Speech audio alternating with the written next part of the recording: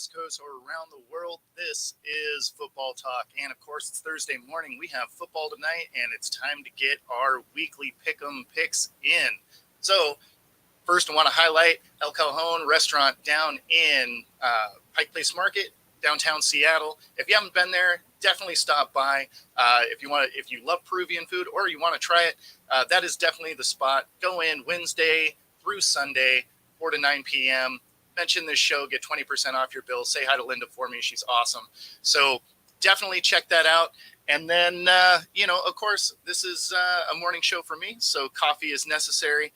And let's get into what our picks were from last week. So we had a good opening week in Pick'em, which is awesome because preseason was a little rough. So ended up going 12-4. And something that I did this time around that I don't generally do is I did change a couple of picks. I did announce them on this show, so it wasn't totally last minute. But historically, when I changed picks, they don't generally work out. I usually, if I stick with my gut, it's a better deal. In this case, I changed after Kelsey went down. I went to the Lions instead of KC, and that worked. And then on the Monday night, Bills, Jets, I was going back and forth. I had the Bills all week, really. And then just before it was time to lock them in, I went Jets. It was one of those, I felt like there was enough hype. They were at home. Just excitement, I think, was going to drive them to a win. Obviously, seeing Rodgers go down, I felt like my pick was probably not going to work out. But then, lo and behold, Allen decided to, help the Jets out and turn the ball over 4 times, 3 picks and a fumble. So, kudos to Allen for helping my picks. But, all right, let's go through these. So, Thursday night, we had the season kickoff, Detroit at KC. And again, just because of the missing pieces, I took the Lions in that, and that one worked out. So then I had the next game was Panthers, Falcons. That was a game that I knew was going to be a little bit sloppy. And so I figured I would go with a team that had a couple more pieces that I liked. So I went with the Falcons there. Bengals, Browns. Man, you couldn't have imagined that it was going to be as bad of a game as it was. I took the Browns in that because they were at home, and I thought it was going to be kind of one of those statement wins, and instead, it was a statement like that nobody played in the preseason, and it showed. So then we had Jags, Colts. This is a game. It went pretty much the way I thought it would go. The Jags are the better team. They're the more seasoned team. The Colts were going to be interesting, kind of fun to watch. But AR-15 was going to make some mistakes, which he did. And ultimately, the Jags come away with a win there. I did get this one wrong. Bucks versus the Vikings. The Vikings were at home. It was opening weekend. It was an early game, so you didn't have any of that Cousins primetime action to worry about. And Baker is so wildly inconsistent. I have a hard time picking a Baker-led team because you just never know which Baker is going to step on the field. He could be great. He could literally do nothing. So I went with the Vikings in this, and man, they looked really bad. So the Bucks win. I took an L on that one. Titans, Saints. This is one where the Titans just don't seem like they're a cohesive unit anymore. And I like the defense for the Saints. So I took the Saints in this one. So I got the win there. The Titans are in for kind of a long season. They didn't look sharp. Again, this is week 1, so you can't overreact too much. But the Titans look to be in kind of a rough spot. San Fran at the Steelers. There was a lot of hype going into this game. People saying that the Steelers are ahead of schedule and they're going to give San Fran trouble. And a lot of people even picked the Steelers in this game. I just didn't see it. I took San Fran. They're just such a well-rounded team, top to bottom. And they have decent depth. So even if somebody goes down outside of a quarterback, obviously, they can play pretty well. The Steelers, I think, are still probably a year away from being truly competitive. Like they're in games, and they're obviously going to win games, but this was not one I thought they were going to get. So San Fran wins there. Arizona at Washington. I had Washington there because Arizona, basically strip mined their team, and they look to be trying to collect the number 1 and number 2 picks if they can. So I took Washington here. This was a much closer game than I was thinking it was going to be, though. Arizona was kind of messing around trying to win for most of that game. So kudos to Arizona for showing a ton of heart and, battling it out. But, I went with Washington there. So we got Texans, Ravens. I took the Ravens here for obvious reasons, just a better team overall, although they didn't really play like it. I took the Ravens there. The Texans are going to be interesting because it's a team that, especially in Pick'em, they're going to be hard to pick, but they're going to win some games. So they're a team that'll probably create some problems for you. Green Bay at the Bears. I had the Bears at home. I took a fat L on that. It did not go as planned. The Bears looked terrible. There was so much hype for Fields through the preseason, and then as they added some pieces to the line and weapons and all this talk about him being awesome, and then a Jordan Love Green Bay team came in and wiped him out. So didn't inspire a lot of confidence there. I took the Broncos at home over the Raiders. That was a game that, if you're a Broncos fan, you are not excited about where this is headed. They looked eerily similar to what that dumpster fire was last year. Eagles at the Pats. I took the Eagles here. The Patriots made it a game, though. That defense looked good. Both offense and defensive line played well. And, honestly, Mac Jones played well. It's just the Eagles are a, Super Bowl caliber team. And let's be honest, the Pats are going to finish fourth. Well, they were going to finish fourth in that division. The Jets might take that over at this point. So we got Chargers, Dolphins. I took the Dolphins on the road here just because Brandon Staley is still the coach there for the Chargers, and I don't trust that team, it's interesting because he is a defensive coach, and their defense is the problem on that team. I would bet money by the end of the year, Brandon Staley is gone and Kellen Moore is your interim head coach. But I took the Dolphins there. Rams at Seattle. This one hurt me as a Seahawks fan. The Rams came in. It was competitive in the first half. Seattle loses both offensive tackles, and then the Rams just ran the train on them in the second half, outscoring them 23-0. So that was brutal. And then Dallas Giants. Somebody needed to tell the Giants that they had a football game. And what made it even worse is Daboll left Jones out there after they were just getting absolutely routed. At some point, bring your starters out, understand that they are going to, have to live to play another day. Don't leave them out there to just get absolutely beat down by Dallas. And then, of course, the Monday night game was the Jets-Bills. Again, I had the Jets there. They took a weird way to win it, but, with Rodgers going down on the fourth play, that was going to be a weird game anyway. And then the walk-off, punt return, overtime. It was an entertaining game, but it was not the game you thought it was going to be. So we're going to get into this week's picks, and, of course, my guest is here. So this is a guy that you've seen before on my channel and, of course, on Let's Talk Sports. Got the chance to meet him down in Phoenix when I was moving back from Mexico. And let's bring in Jason. What's up, brother? What's up? How you doing, Bo? Doing good, man. How you been? Good. How's the weather treating you? It's cool. We haven't started the rain festival yet up here. So we're starting the mornings off with some fog, and then it clears off. So we're getting into that early fall, nice during the day, kind of foggy mornings, and then the occasional day of rain.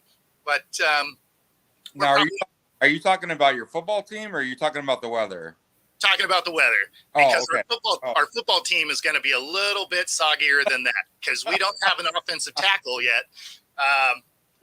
Our main one, Lucas, I think, is on IR now, and Cross is questionable, And then we just brought in a 40-year-old tackle to fill in. So I don't feel confident about what's about to happen to my Seahawks this week. Well, I wouldn't look. No, not this week. But I think Pete Carroll, knows what he's doing. He's going to get those guys turned around. I still think they'll finish second in our division. Yeah, so I think you're right. I think they will get it turned around. It's going to be how fast can they turn it around? Because we did lose Devin Witherspoon, our other corner, in that game as well. So there are some very real questions on what's going to happen in the next couple of weeks. And if you finish, I don't know if we finish with 9 wins again, if that is a playoff team this year. Right. Yeah. So that's one of those you could be just on the outside looking in because of week 1 injuries.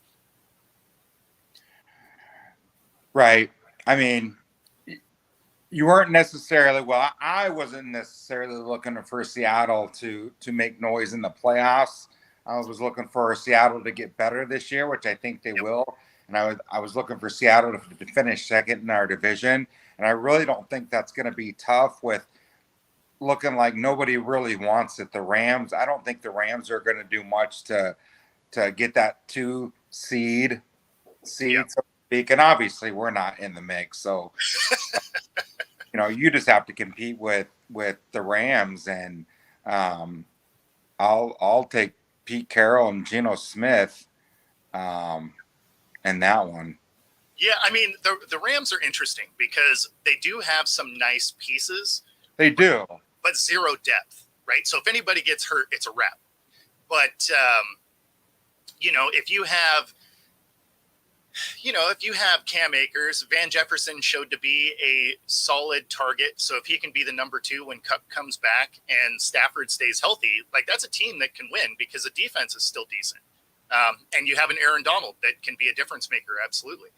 Now, if any of those guys get hurt, now you're talking about a different scenario because they have absolutely nothing coming off the bench. Well, if any of those guys get hurt, or if what we're seeing doesn't actually come to fruition, like, okay, Cooper Kupp is hurt. I think that hamstring injury, I think it's a lot more than they are leading on to. Number one. Number 2, Cam Akers showed us that maybe he's not that bad. Exactly. That we thought. That we all reached and grabbed for in the 3rd round, 4th round. Not that running back. When Kyrie comes in and outdoes you, that says something. And so when you're putting a lot of pressure on these younger guys to do things, and that puts a lot of pressure on your defense, I think over the course of a season, when you put pressure on guys that aren't used to having that pressure, I just don't think they're used to performing or they can perform under that kind of pressure. And I think that's one thing that Pete Carroll does really well is he kind of keeps the pressure off his guys. He's got a veteran-laden team. Everybody kind of knows their role. And Pete keeps it light over there. So, I don't know. I like Seattle. I think, are they going to have dark days? Are they going to have days where, like Sunday? Yeah. But I think when it's all said and done, I think 8-9 wins right around in that pocket, but I still think that's good for second place in the NFC West. Yeah, so I definitely think they still take second in the West. And, I mean, let's be honest, they drop one game to the Rams every year no matter what anyway. Whether the Rams are good or bad. What's that? That means you win the next one versus the Rams. Exactly. Yeah, I mean, that's one of those teams that even when the Rams were absolutely terrible, they would steal a win. And then vice versa. When the Hawks were horrible, they would randomly steal a win from the Rams. So, I mean, it's one of those you're going to split. You just didn't want to do it first week. Yeah. But yeah, it's I think they can still get to 10 wins, right? Like that's what I had them at. And 10 wins get you in the playoffs as a wild card in our division. Sure. And I didn't think they were going to make a ton of noise in the playoffs either. I thought they'd win the wild card game and then lose in the divisional round. Like that's kind of where I think this team is. Like, I think they can beat a wild card, like a Saints team, because they're going to have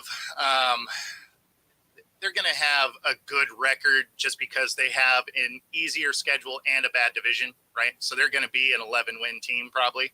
So 11, maybe 12-win team. So if the Hawks were playing them, I think they could beat, in that scenario, they could win that game. But if they had a first round against, the Niners or the Cowboys or, something like that, then, that obviously that's different. But yeah, I agree. But, I think all the pieces are there for you guys. I think the coaching staff's there to coach those pieces up. And like my favorite Cardinal coach of all time, Bruce Arians, once said, you want to be playing your best football in December, not September. So, was it a pretty game by Seattle? No, but again, you want to be playing those perfect games, those great games come December, and I think you guys will. Yeah, I mean, that is something that they've done the last 2 years, really, is they started slow. Yeah. Especially on defense. The defenses looked And terrible in the beginning. And yeah. then they really kind of came on towards the end, which is, like you said, that's the momentum you want, right? You don't want to start strong and then kind of back into the playoffs like the Cowboys every year. Sure. So on your team, you guys really look to be trying to get that number 1 overall pick. I can't imagine that they're trying to flush Kyler. So I'm guessing that you're getting Marvin Harrison Jr. and then you are going to just hold a king's ransom for that next pick, that someone can go get Caleb Williams and you guys can try and outfit your team off of 1 pick. That's kind of how I see that working. Absolutely. That would be an ideal situation to be able to parlay those 2 picks or even one of the picks into a multiple first round picks or multiple picks, first day picks. So really that's what we're looking for. I know Cardinal fan kind of gets enamored and wrapped up into the Caleb Williams, what he can do and the clips and the highlight reels and he's the, what did I read yesterday? He's the next greatest thing since sliced bread. Yeah, exactly. But it's like, listen, we read that. It seems like every other year. And let's say he is. Let's say he is the next great quarterback. You don't necessarily need the greatest quarterback of all time to win you Super Bowls. Okay, you need a quarterback that's good enough to win you Super Bowls. And I think, if you have a quarterback that's good enough and you have an opportunity to replenish your team with all these picks, to me, that sounds like a better option than to get that one quarterback, but not parlay that into the picks we could have gotten to replenish our team. So, I guess it depends on his rehab, right? I guess it depends on what Kyler looks like, on whether or not, and of course we're not going to know from the outside, right? Like that'll be something they see from inside the building.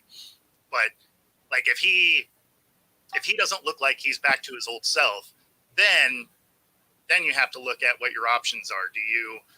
Do you bring one of those rookies in? You sit him for the first year, try out Kyler, and if he isn't that, because I mean you can't get rid of him the first year because this would be the first year of his contract, and I mean the dead cap would be insane.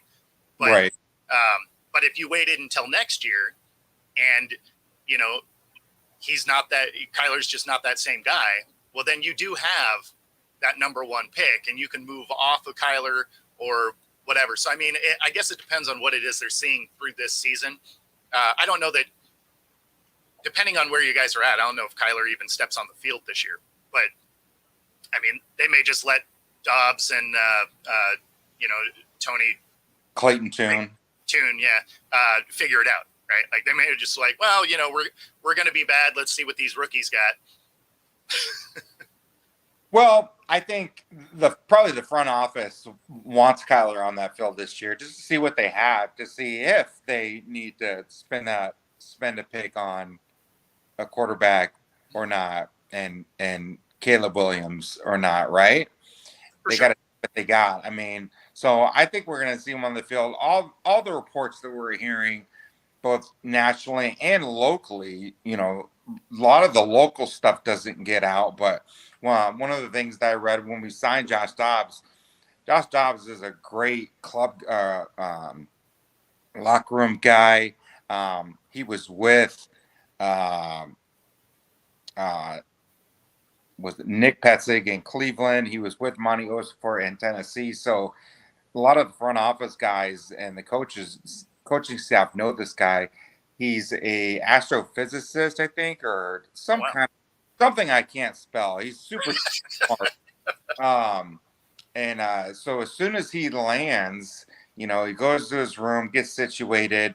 Next morning, wakes up at super early and gets to the facility at like 6:30. It's still dark outside, and walks in.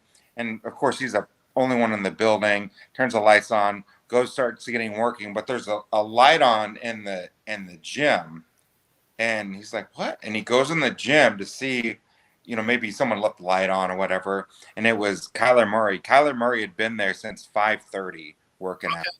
Okay. So we That keep worked hearing reports about this, like how he's always at the Cardinals facility, either working out or with the guys, like at practices, at games, cheering people on. Like, so we're hearing the right things.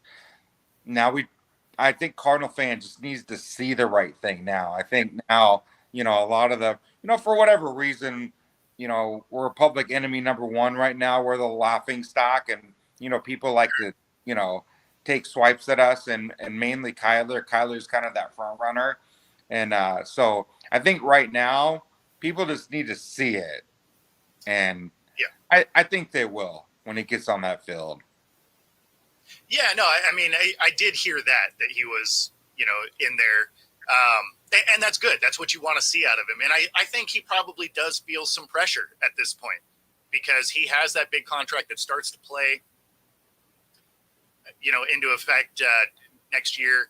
And then, I mean, they do have a high level pick. So you got to justify you making that money and, Sure. and them not wanting to move off of you. Because, I mean, like if the Carson Wentz situation taught us anything, a team is absolutely willing to just eat $44 million to just get you out of their building. So, I mean, so that is something that Kyler probably, or his agent at least, was like, hey, if you want to stay here, you got to get some work in. Right. Yeah. So, yeah, I don't know. It's gonna be an interesting year because you guys were competitive for most of that game on Sunday. We were, we really were, and there for a while. I mean, we got into the fourth quarter. I turned to my wife and I said, we're gonna mess around. We're gonna mess around and win this game. Right? It really looked like we were putting drives together and doing things. They just kept turning the ball over. It's like they didn't want the ball. And yeah, and then they put a drive together there at the end, and we couldn't do anything to match it. But yeah, it got a little dicey there at the end. Yeah, no, I was watching it. I was thinking the same thing. I was like, the Cardinals are really going to try and win this thing. What are we doing? I mean, you guys are definitely going to win some games this year, and for the purpose of this show, that's going to be absolutely terrible. Because there's not a single game that you guys are in that I think you're favored in. No. And so it's one of those, you're going to look at the matchups and it's almost not going to matter who you're facing. You're going to want to pick the other team and just head up, pick them. But you guys are going to get some wins and it's absolutely going to, mess up part of my. Right. It's going to mess up. Yep. Some pick 'em, some parlays. Yep, for sure. Absolutely. Now, if you're playing the spread, there's going to be plenty of times where the Cardinals are covered the spread, but just because some of the spreads are hilarious, like which game was it? It was one of the spreads for this week is like 9 points. That's it. The Bills Raiders game I think is 9.5. Yeah, maybe that's what it was. It's like, man. Can you pick over that spread? I mean, in that particular game, I took the over, but only because I think the Bills have something to prove after that just dumpster fire. Josh But Allen definitely has something to prove. I mean, 2 of those interceptions were basically thrown punts. I mean, Yeah. that's really all they were. He launched it up there. He's like, I got a guy down there. I hope something works out. Right. Like, those were some horrible throws.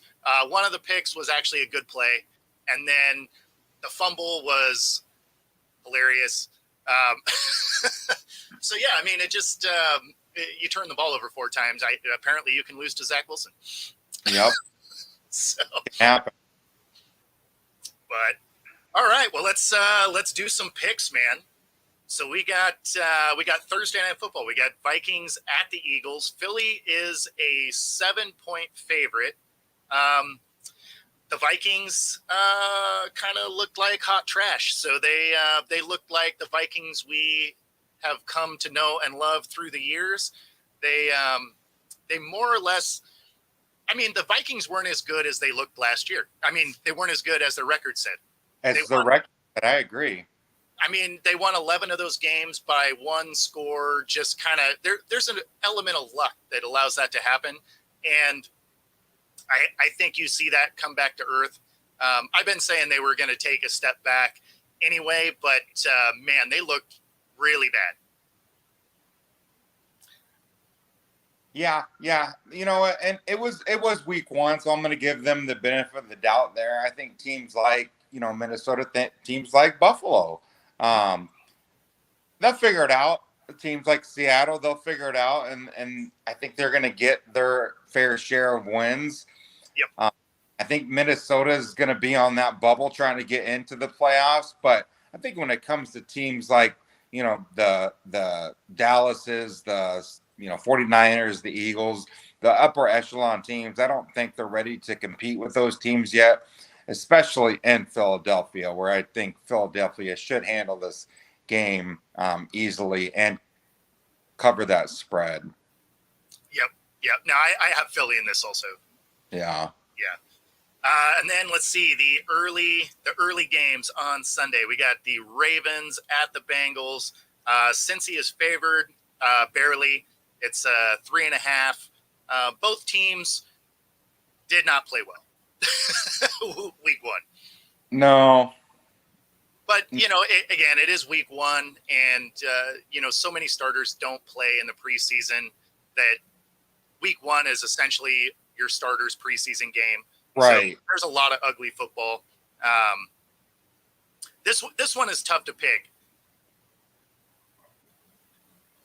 What?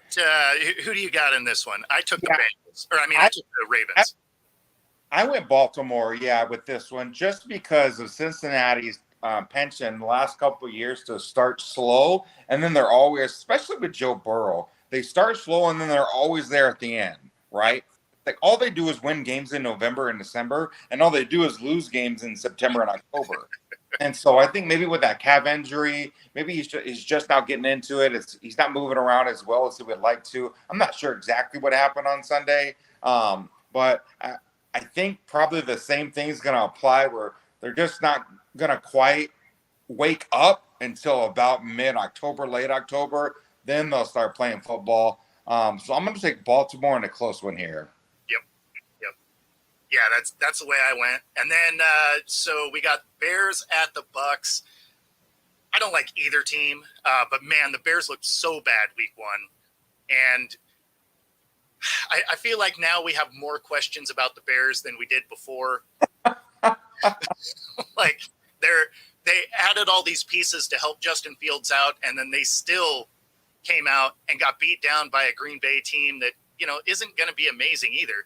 I thought it was going to be a little bit more of I thought it was going to be a good game, right? Like 2 kind of lower end teams, but equally matched, right? And obviously Jordan Love should come out and look decent because he's got a few years in this system, but not a lot of game time, right? And then on the other side, you have Justin Fields. He has a ton of athleticism. They bring in some weapons for him. He, has some protection, and then, they do what they did. But on the other side of this coin, you have the Bucks, Baker led. Like I said before, I don't trust a Baker team. And so, because you just never know who Baker is week to week. In this case, though, the Bucks are at home. They are the home team favorites, so they get the -3. I take the Bucks just because of how bad the Bears looked week 1. I imagine they bounce back a little bit, but do they bounce back enough to beat a Bucks team? I don't know. Yeah, this is a tough. This is such an ugly game. This is like, Exactly. what an ugly game. I mean, I'm gonna pick Chicago here just because I like their skill position players better. I like Khalil Herbert. I like Roshan Johnson. I like what Chicago is doing over there on offense if they can get it together. A little better than what Tampa Bay has going on offense. I don't believe in Rashard White like the rest of the nation does for some reason. So again, I think this should be close and ugly, but I'm going to pick Chicago. Yeah, I feel like no matter what my pick is with the Bears this year, it's going to be wrong. Well, as far as this one goes, no matter what our pick is, like, it's still going to be ugly no matter what. It's going to be a terrible game. Like, this game should actually be what the Green Bay Bears game was supposed to be, right? It should just be ugly, but it'll be close, so it'll be entertaining. Right. It'll probably be a fun watch and just a whole lot of head-scratching moments. All right, so still in the early hour, we got Green Bay at Atlanta. Green Bay is favored by 1.5 points. So I took Green Bay in this. This is another one that I think is going to be kind of close. I like Atlanta more than most people do. They have some pieces that are nice. They're not going to be like, they're not going to do anything, but they're going to surprise some people this year. Yeah, I think so. Yeah, I took Green Bay. I agree. I'm right there with you. I think Atlanta's I think they're building something pretty special over there. I like the pieces they're putting in place. I think they're going to win some games this year that they really have no business winning, and this definitely could be one of them. I do have Green Bay winning in a tight one. I just think that Jordan Love's been in that system. They know what they're doing. They know what they want to do. They got a very smart coach in Green Bay. But again, I'm with you, Atlanta. I like what they're doing over there, and I think that's going to be an exciting team, next year and the next 2 years. Yep. All right, so this one is a battle of bad. We got Colts and Texans. Colts are favored by 1 point. This is obviously a coin flip, and the Colts are still without Jonathan Taylor. Right. Excuse me, but. I liked what I saw week 1 out of Anthony Richardson. He didn't make as many mistakes as I thought he was going to. Obviously, he's every bit of the athlete that you knew he was going to be. But the Texans have pieces. And so this should be another one that's a battle. So it makes sense that Vegas is like, I don't know. Yeah. But in this one, I did take the Colts. Yeah, man, this one's ugly too. I picked the Colts too. This is like one of those coin flip games. You're right. I did go with the Colts though, just because of the quarterback, just his ability, that dual threat. He could do whatever. So when they get down in the end of the goal line, red zone situation area, you got to worry about both. I do worry about Indy's run game a little bit. They did lose. Was it Evan Hull last week as well? Moss comes back though, so I could really see this one going either way, but I did select Indy in this one. Yeah, I mean, I don't know that there's any pick on that where you feel good about it. No. I mean, and then with the line being -1, I mean, you're doing heads up, right? I mean, right. Unless they tie, you're going to cover. So, all right. So then we got KC and the Jags. This one was an easy pick for me. I got KC in this. They did get Jones's contract figured out. So he's on a 1-year deal. He'll be back in that defense, which was a huge issue against the Lions opening weekend. Goff did have some time back there. And now, obviously, KC probably also doesn't run into the scenario where Tony is, dropping literally anything that's coming his direction. So I figure KC bounces back, gets the win over the Jags, even though it is in Jacksonville. Have we got a confirmation if Kelce is playing? I know he practiced on a limited basis yesterday. Is he playing? He's still questionable. Because I really thought that last year too. I thought Kelce really kind of makes or breaks whether or not that team goes or not. You're right, but one of the things with Jones not in there, like Goff had moments where he was under pressure, but there were times where he had all day because the pass rush wasn't there, and Jones is back in the building. So this defense is going to be very different, and I don't trust that Jacksonville offense to be able to necessarily continuously overcome that. But no, I'm with you. Kelce is that security blanket for Mahomes. He's questionable. So who knows, right? A hyperextended knee is that's a day-to-day sort of thing. Yeah, for sure. I mean, my pick's contingent on Kelce playing or not. If he plays, sure, Kansas City, hands down. But if Kelce doesn't play, I really like Jacksonville. I like what they've been doing for a while. I really like Doug Peterson and what he's been establishing over there in Jacksonville. And they've just been winning games quietly. They really go under the radar, right? And they win games they're not necessarily supposed to win. It's like, wow, they did that. And they've just been slowly building year after year after year. And now, they're at home versus KC. Yep. And, this is a close game. This is a really close game. And so, again, I'm going to assume Kelce is playing, so I'll pick Kansas City for the purpose of this show. Yeah, so he probably will, right? It may not be 100%. It may not be, to the capacity that you'd want him to play. But I can't imagine that the team is going to drop as many balls as they did last week. And I do like what the Jags are doing. They do have, an easier division to get through. So I like what, and of course, when it comes to, when it comes to their quarterback, this is really his second year, right? Because his first year was Trevor Lawrence. Yeah. His first year with Urban Meyer, like that place was such a dumpster fire. I don't really count that as his rookie year because there's no one that would have been successful in that.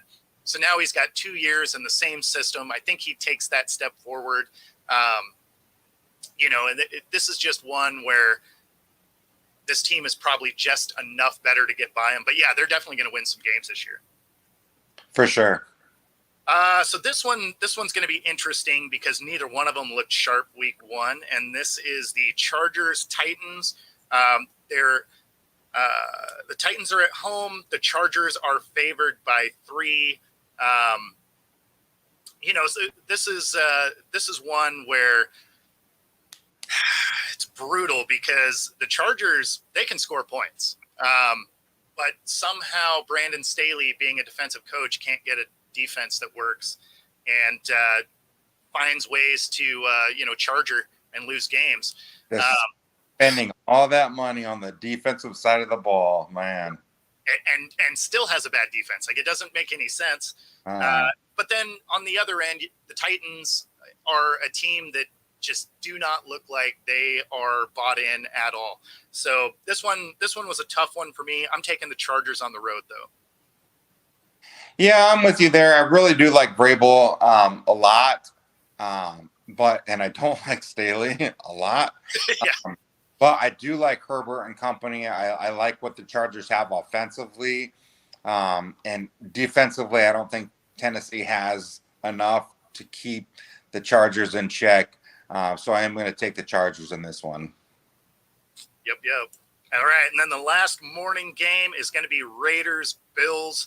This is the one that is a 9.5-point favorite for Buffalo. Man, that's a huge line. That is a huge line. And both teams go into this relatively healthy. But, I have the Bills winning this game at home. I figure it's a bounce-back game for them.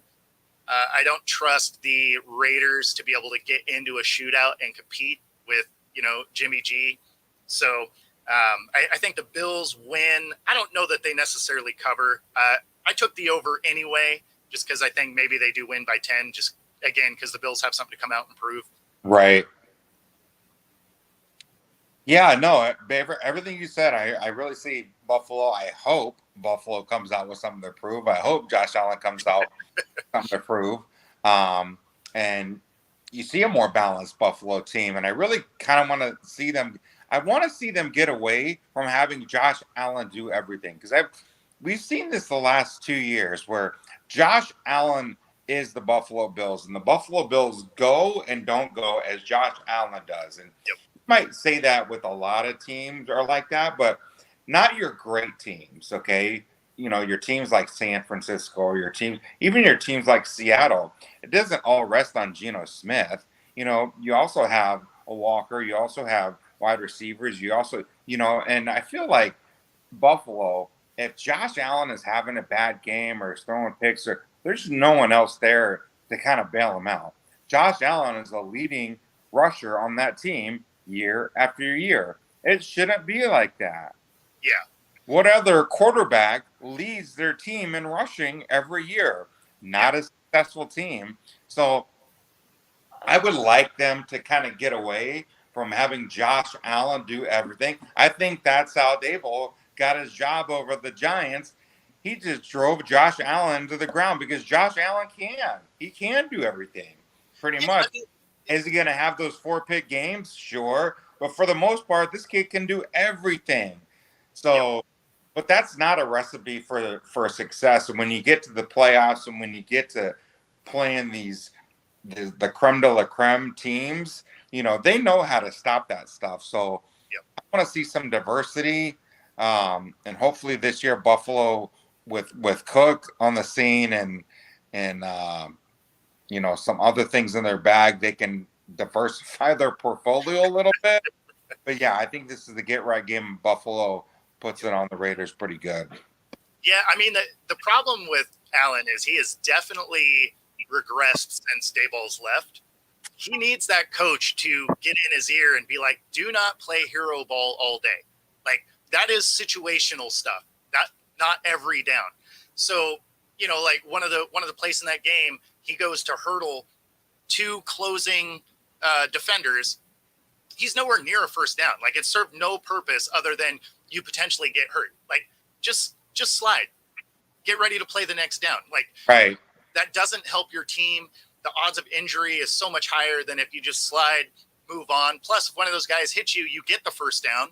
So, I mean, one of the things that I will definitely give Dable credit for that we've seen since he left is he helped Josh Allen make better football decisions in the moments. And I feel like their current offensive coordinator just kind of lets him do what he wants to do. And if you're out there playing hero ball, man, a lot of times it does not work out.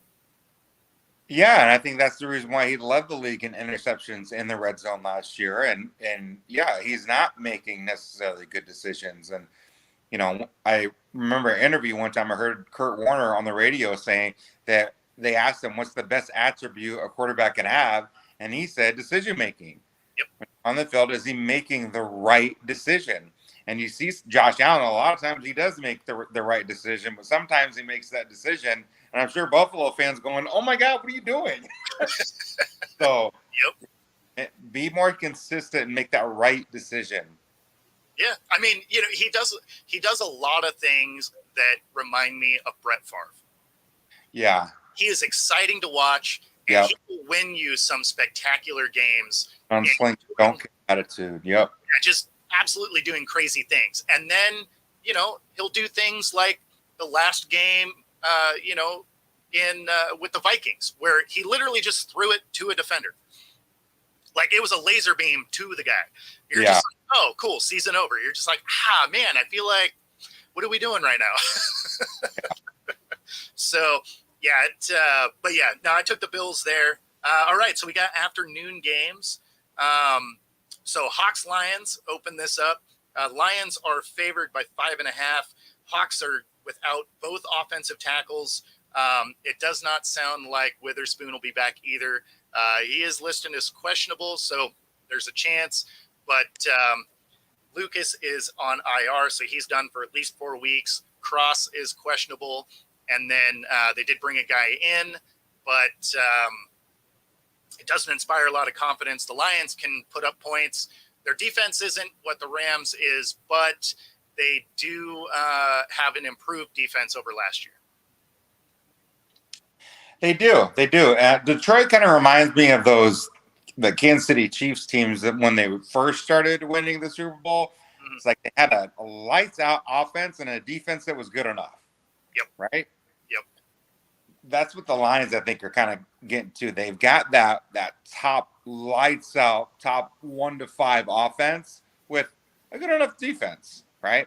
So I'm going to pick the Lions in this one just because I think Seattle's kind of licking their wounds a little bit with some of the injuries they're facing. It is in Detroit. I really like Dan Campbell a lot. I think he has those guys believing. They all bought in. They all, are drinking that juice. And, I think the Lions are going to surprise some people this year. But I think when it comes to November and December, when it comes to winning those big games, I think there is something to be said about knowing how to win. Yes. And knowing and being in that moment. Patrick Mahomes has been in that moment. 2 minutes to go in the game, and you're playing the Bills, and you're down by, 2 points. There is no worry on that kid's face because he's been there. He's done that. He's been in that position. The Lions have never done that. So it's going to be interesting when we get to December and they're actually in a meaningful game. How are they going to respond? But yeah. It's funny though, because I think that I think the Lions will be fine, right? Because they did play a game that was important to finish the season, right? It didn't matter if they won or they lost, but they got to play spoiler. They had something to play for, right? Like they got to keep Green Bay out of the playoffs. So they battled that out. And then going into this year, if they do make it into the playoffs, which all indications say they should, Goff's been in a Super Bowl. So like their leader of their team has been in those big moments. So as long as you have your leader that's been there, you can kind of calm the tempers of the things around you. So I think they would be okay in those big moments. And I'm with you. I took the Lions in this game. There's just, man, when you looked at soon as those tackles went down, Geno was just absolutely getting beat up back there. Yeah. And, the fact that you don't really have an answer for that yet because they're starting tackles and then what we saw out of their backup tackles was such a huge step down. I don't feel good about where this would go. Lions are at home. I do like the culture the Lions are building. Dan Campbell's a guy you can easily root for sure. So I take the Lions at home, and sadly my Hawks start 0-2. So then we got Giants and Cards. Now this is one I think you guys get beat up because the Giants were so bad last week that they're going to come out mad.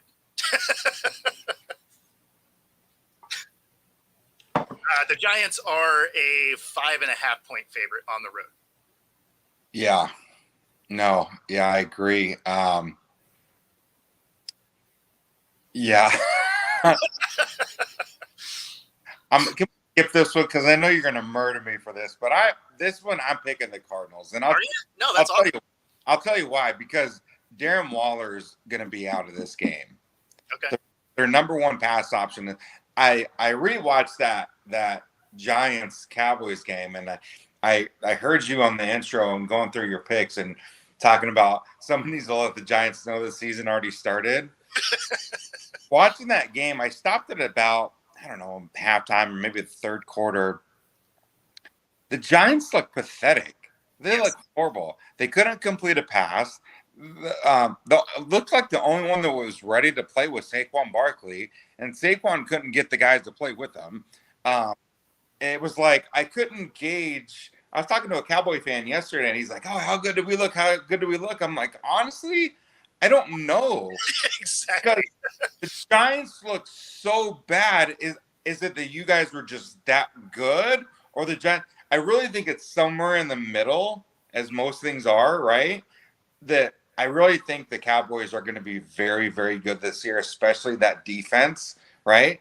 And the offense is going to need to learn to keep up, right? But the Giants, man, I really think they thought bringing in Waller was going to be the answer to their throwing, right? Their wide receiver woes. And man, Darren Waller is just showing us, no, listen, guys, I am the IR guy. I go in the IR slot and Yep. I stay there all year long. I collect money, and that's it. Um, and so with him out, they really have nothing but Saquon Barkley. So don't you think in the meeting rooms all week long, the Cardinals and Nick Rallis is going, listen, we Stack need the to box. Saquon. That's it. Saquon. So, and not to mention what those guys, the Cardinals got the last week for 3 quarters was Yep. confidence. Confidence that we could be here, we belong, we can play together. We're a team of nobodies, and we almost did it. Yeah, I don't hate your pick for sure, because it's I'm not a Daniel Jones fan. Like I think he got overpaid. I think it was a reach. Like his best season was because Saquon comes back and balled out. I mean, most quarterbacks can do pretty well if you can set up everything you do off play action. So, Sure.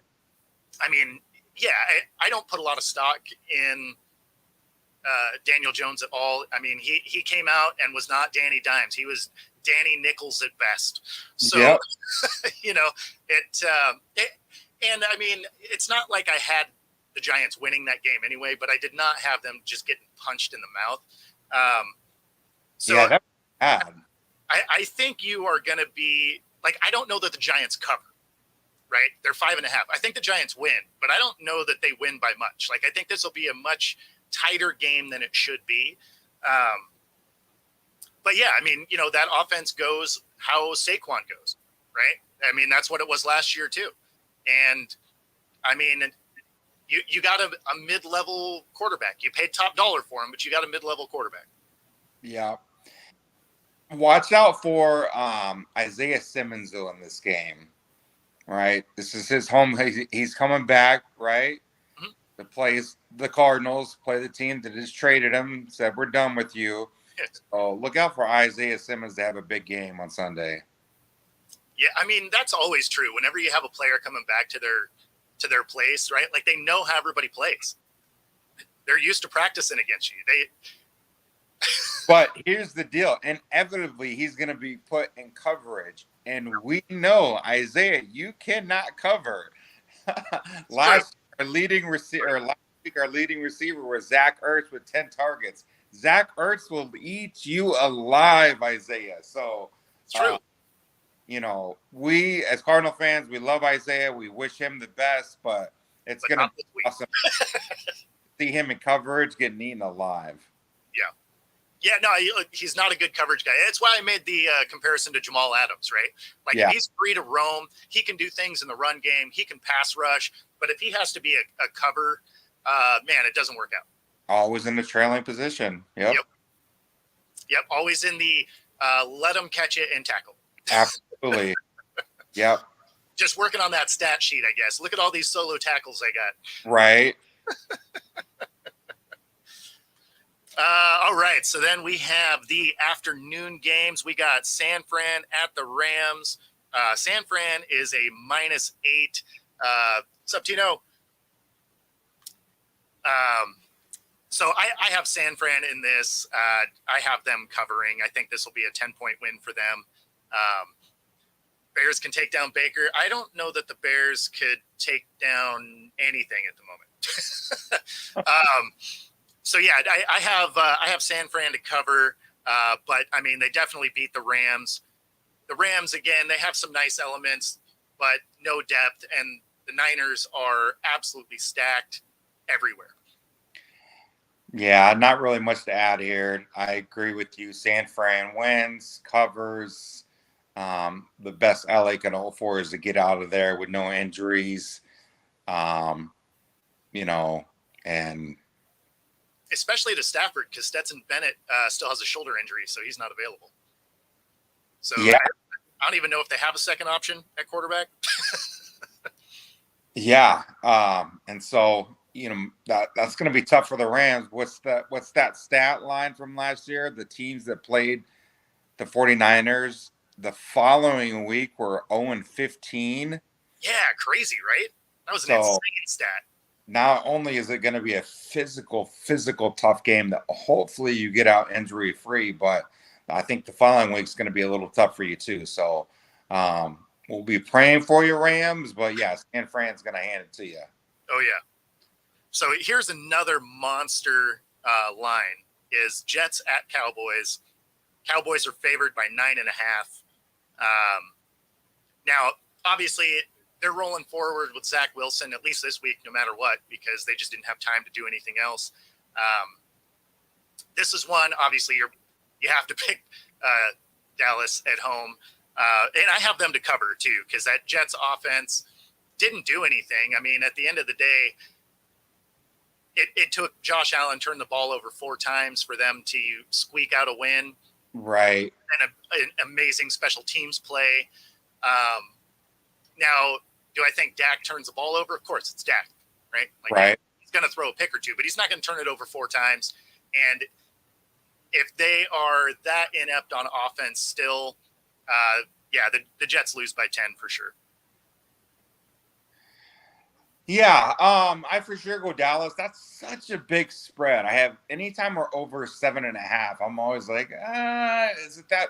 And here's the deal: that Jets defense though is legit. It is. They are. So where I think they don't cover is if they end up with pick sixes, right? If the defense scores, they don't. If the defense doesn't score, I don't think the offense is good enough to move on that Dallas defense.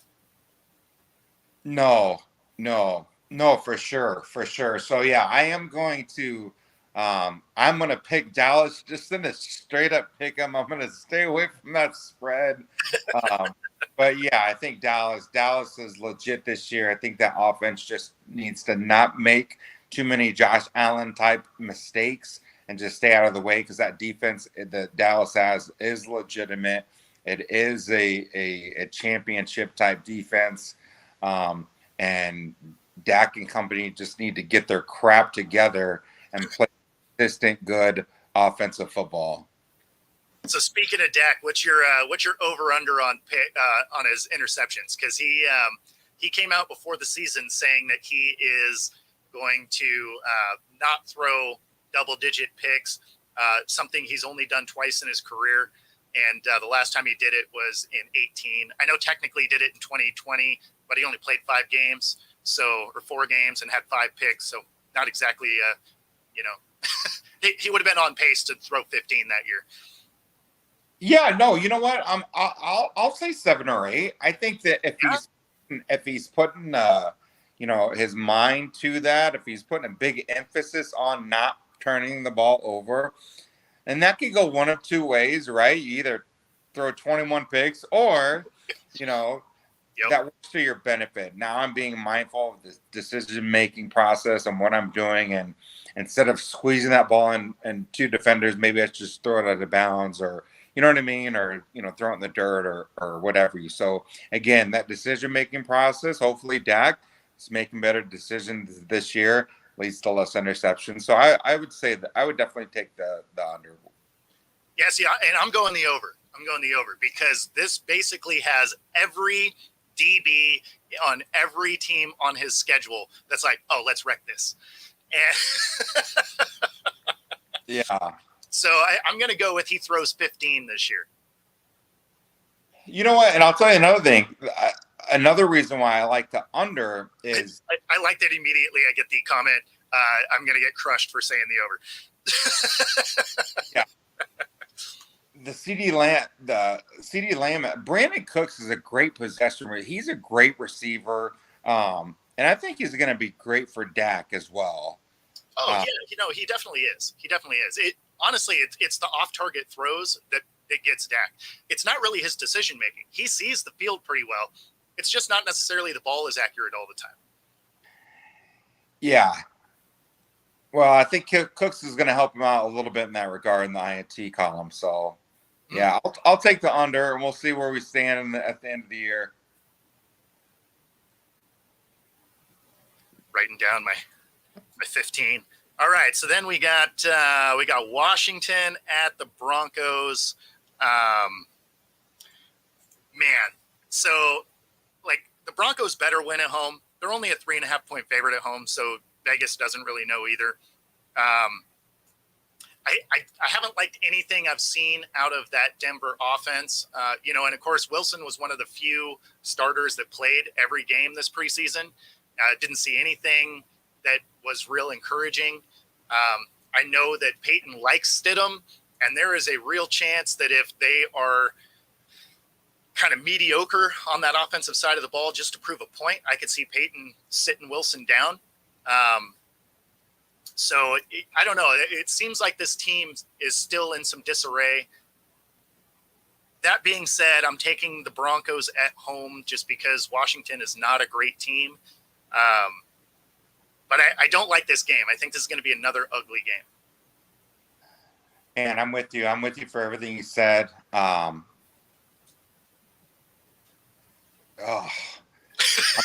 going to go Washington just because I feel like you're right. Denver doesn't have anything together right now. I feel like they're kind of going in the wrong way. It doesn't feel like it doesn't really feel like they're rebuilding. It kind of feels like there's some cancers in that locker room that's kind of not allowing them to go the direction that they need to go, which is up. And I really feel like in Washington, I really feel like they're going in the right direction, albeit kind of slow. I don't know if Hal's necessarily the right guy. He didn't do a lot of things last week that was, kind of blew my hair back. It blew it off. But, I like Washington as a whole. I like Riverboat Ron as a whole. I like the direction they're headed. Yep. And, I like the direction they're headed better than Denver. So give me Washington in this one. Yeah, and I agree with you. Like I like the cohesiveness of Washington way better than the Broncos. The Broncos just have a really nice defense that I think Washington may not be able to overcome. Yeah. At least not yet. But I don't trust that Denver offense to do anything. And as much as Wilson wanted Peyton in the room, they really seem like different personalities that don't necessarily gel the way maybe Wilson thought they were going to. At least what has been coming out in the media. Obviously, that can be spun however they want to spin it, right? But I don't know. That's going to be an interesting team to watch just because they don't really seem like they're moving the right direction, like you said. Yeah. Not so far. Long season, though. We'll see. For sure. Absolutely. So then we got the Sunday night game, Dolphins, Pats. This is going to be kind of an interesting challenge for the Dolphins. I do have the Dolphins. They are a 2.5-point favorite, but the Patriots D looked good. And, Really? in true Patriot style, they have a good offensive and defensive line. And Mac Jones actually looked pretty solid. Yeah, although I'm not a Mac Jones fan, so to speak. But, I think that they can do something against this Dolphins team. I don't think they can do enough, though, just because of the sheer speed of this Dolphins team. Yeah, no, I again, I agree with everything you said.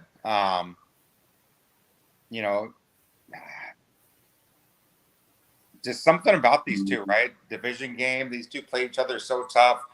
Yep. They know each other. The Dolphins do have a history of beating the Pats, though, even when they were have bad. a long history of beating the Pats. Yeah. I mean, dating back, remember Chad Pennington?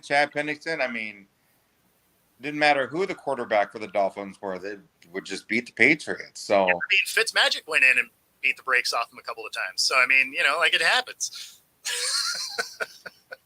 I think Josh Rosen might have. No, I'm just kidding. Yeah, no, I'm definitely gonna take Miami, but I think this is gonna be a tough game. These two teams know each other, but at the end of the day, I think I'm gonna definitely Miami squeezes one out. Yeah, But, I mean, and it makes sense. The line was -2.5, right? I mean, yeah, I wouldn't feel confident taking the over, right? At 2.5. Like, I'm not confident at taking a field goal in this game. no. But I do think that the Dolphins take it down. And then there's kind of a weird thing. We got 2 Monday night games this week, and they actually overlap. They start an hour apart from each other, which makes absolutely no sense.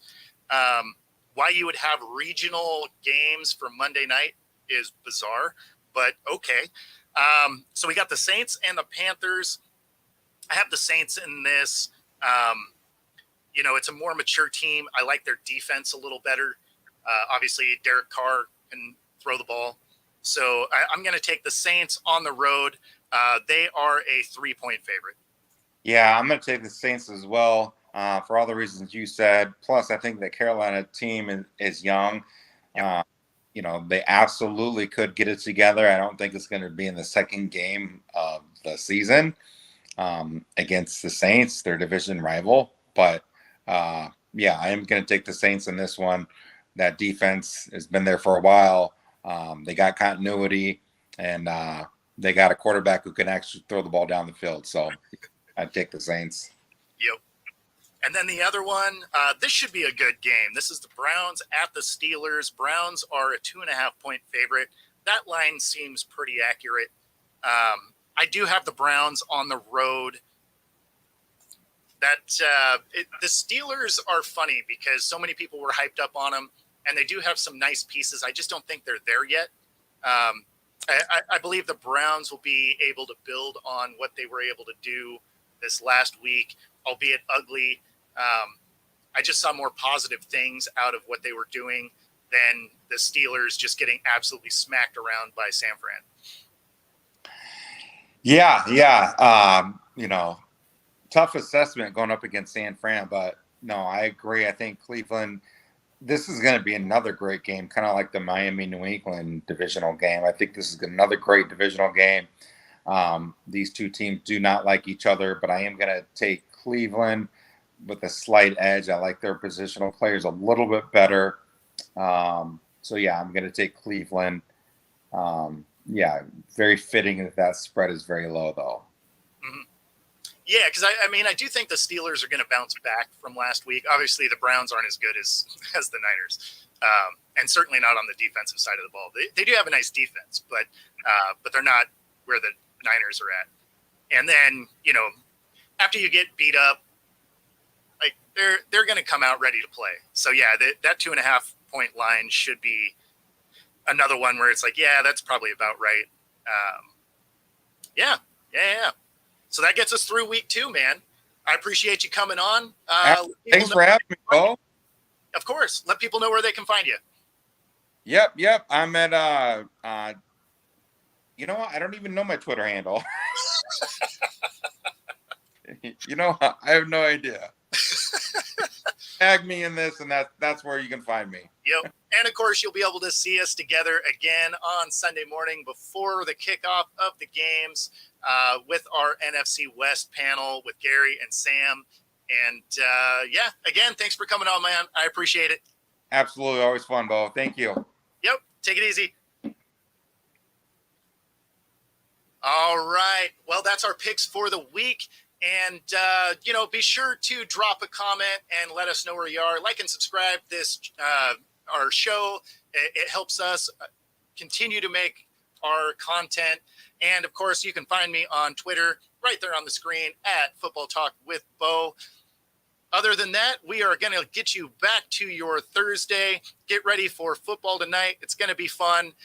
And, other than that, have a good one, guys.